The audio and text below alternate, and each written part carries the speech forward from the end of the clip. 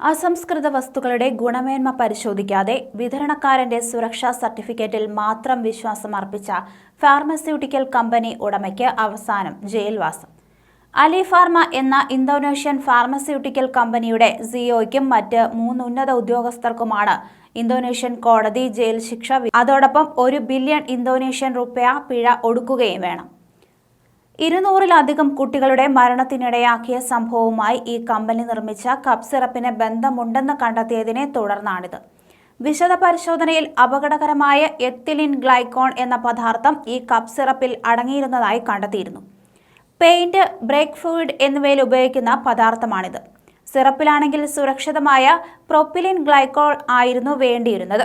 2021 ഒക്ടോബറിനും 2022 ഫെബ്രുവരിക്കും ഇടയിലായിരുന്നു കമ്പനിക്ക് തെറ്റായ ചേരുവ കിട്ടിയത്.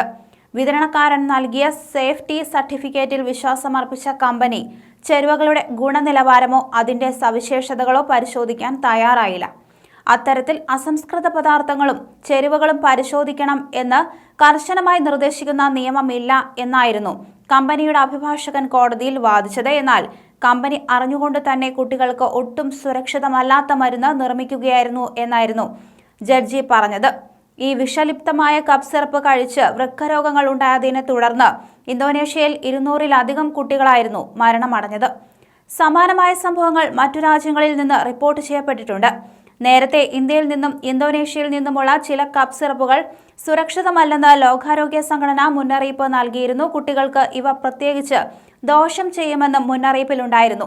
മാത്രമല്ല, ഇത്തരം ഔഷധ നിർമ്മാണ വേളയിൽ പ്രത്യേകിച്ച് കുട്ടികൾക്കുള്ള ഔഷധങ്ങൾ നിർമ്മിക്കുമ്പോൾ ശക്തമായ സുരക്ഷാ നടപടികൾ കൈക്കൊള്ളണമെന്നും ലോകാരോഗ്യ സംഘടന ആഹ്വാനം ചെയ്തിരുന്നു.